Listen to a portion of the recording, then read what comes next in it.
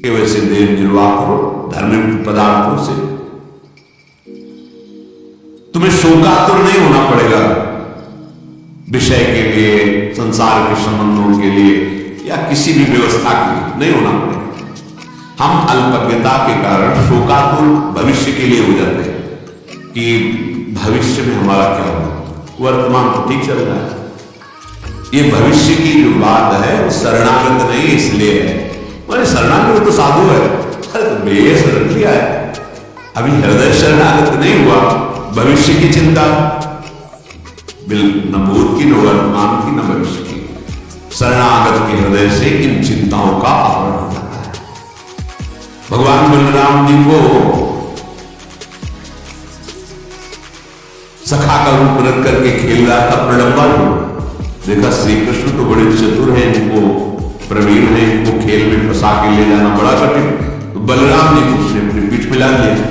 बलराम जी को भय लगा, फिर स्वरूप का वो एकदम एक घोषणा बता रहे, तत्कालिक तो भय लगा ना कि असुर अपहरण कर रहा है, ऐसे कितना भी हो तत्कालिक, अभी कोई बड़ी जोर की आवाज ऐसे शब्द, वो तत्कालिक विचार जब विवेक से करे तो उसे काटा जाता है। हमारा जीवन तो प्रभु के लिए, जैसे भी जो ही प्यारो करे सोई। क्या वो भविष्य का चिंतन सही था? बिल्कुल गलत, बिल्कुल आस्तिकहीन। ऐसे जब हम अपने आराध्य शिव देव से अलग होकर शरीर को सोचते तो भूत की चिंता, वर्तमान की चिंता, भविष्य की चिंता, मैंने ऐसा किया उसे भोगना पड़ेगा, ऐसा न करते तो ऐसा, भूत की चिंता, वर्तमान की चिंता, भविष्य, ये तीनों चिंताओं का आवरण हो जाता है शरणागति से। ये हम विश्वास के लिए करें, हमें आगे के विषय में नहीं सोचना। हमारा आज, हमारा कल सब मंगल होगा, क्योंकि हम मंगल प्रभु की शरण। तुम्हें शोक प्राप्त नहीं होगा, ये बहुत विश्वास की बात। जैसे वृद्ध शरीर आप वृंदावन वास कर रहे हैं, आपको लग रहा है कि घर जाना पड़ेगा, पूरी मनुष्य जाना पड़ेगा, है आपके घर है, घर वाले जाना, और जिनके है ही नहीं, घर वाले ही प्रिया प्रीतम वृंदावन घर जाए तो कहा जाऊं कहां तरी चरण तुम्हारे, कोई ठौर ही नहीं।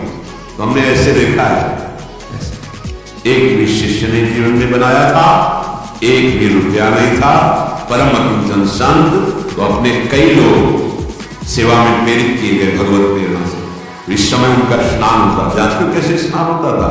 जैसे माँ बच्चे को गोद में लेती, एक साधु गोद में लेकर बैठता था और एक अनुकूल जल के द्वारा स्नान करा तो दूसरे के हृदय में जल्दी तुम हटो, हम सेवा, वो शरीर पोछा, तीसरा लंगोटी लिए खड़ा, लंगोटी पहना, सजा के बैठा दिया, तिलक लगा के, एक ऐसे हम हाथ में सौंच, ऐसे कौन करवा रहा है? जिनका कोई आश्रय नहीं प्रभु के सिवा, उनकी बात ले रहा हूं। ऐसे अगर आपका भरोसा है ना, परिवार है, घर है जहां है वहां जाना, जब है ही नहीं तो फिर जो है वो विविध रूप धारण करके सेवा करो। इसलिए विश्वास को कभी मत डालो, विश्वास को मत हिलने दो। हमारा भविष्य में क्या होगा अगर ये चिंता है तो अभी शरणागत तुम नहीं, उपासक कहने की जरूरत नहीं है। अगर सही निष्ठा है तो हृदय में वो स्फुरिति नहीं होने देगा जिसके तुम आश्रित हो। जानते हो यहां विकार कैसे भेजे जाते हैं? तुम्हारी विवेक बुद्धि की परीक्षा और बल निरीक्षण करने के लिए ऐसे तुम्हें छोड़ दिया गया, बिल्कुल तैनात खड़ा है, कहीं भी तुम्हारे पर अटैक नहीं हो सकता, पर तुम कैसे बचाव कर सकते हो, कैसे निकल सकते हो? अगर प्रवीणता है तो ठीक, अगर रो दिए तो दृश्य नहीं रहेगा भय वाला। जब उपस्थित है तब, और उपस्थिति में तो आएगा ही नहीं। तुम सोचते क्या हो? जो आराध्य देव है, जो गुरु तत्व है, वो वही बैठा रहेगा जहां से स्फुरित होता है, वही दबा देगा। प्रश्न की जरूरत ही नहीं पड़ेगी, पुकारने की जरूरत ही नहीं पड़ेगी, तुम शरणागत हो। पर वो अल्पज्ञता होने के कारण हम प्रकट को तो महत्व देते हैं और बात के लिए सोचते जब